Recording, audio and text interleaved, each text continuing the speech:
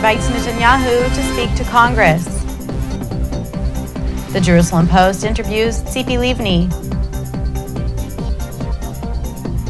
7 stabbing victims remain hospitalized. And Madonna thanks Israeli police for solving hacking case.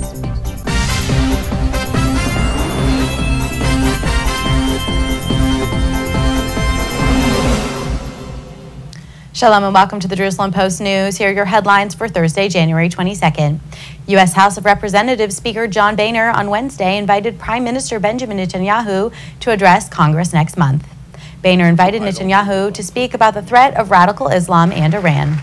The invitation caused a rift with the White House, who said that they were not consulted before the invitation was sent out and questioned whether protocol had been violated. Certainly, traditionally, we would learn about the plans of a leader to come to the United States separately from learning about it from the Speaker of the House, which is how we learned of Prime Minister Netanyahu's plans to come and speak to a joint session. Now, he's spoken to a joint session many times in the past. That's certainly not something we have opposed, nor do we oppose it in general in this case. And for a special preview today of the first episode of the Jpost election arena, the Jerusalem Post's Knesset reporter Lahav Harkov interviewed Tzipi Livni, who reacted to the recent invitation of Netanyahu by Congressman Boehner. I believe that the relations between Israel and the United States are of strategic nature, and it's very important that all of us will keep these relations based on bipartisan policy.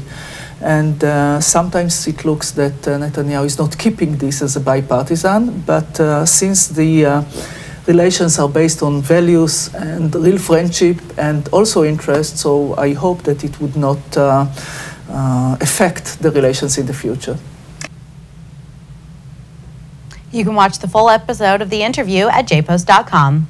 Police on Thursday raided homes in the West Bank city of Tulkarem, the city from where the attacker in yesterday's Tel Aviv stabbing hailed.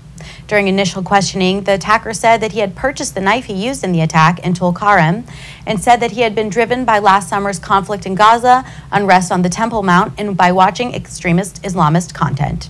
The condition of Herzl Biton, the bus driver who was seriously injured in the attack, improved on Thursday, and 7 other people who were injured in the attack remained hospitalized.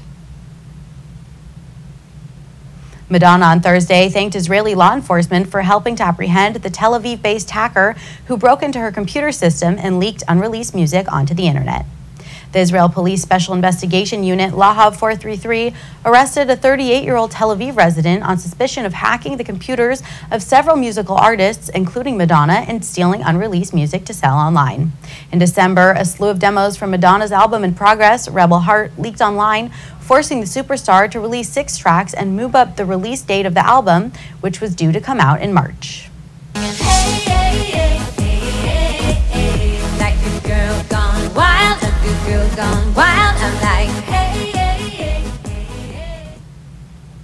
And that's all for today. We'll be back on Sunday with more headlines. For now, shalom from the Jerusalem Post studios.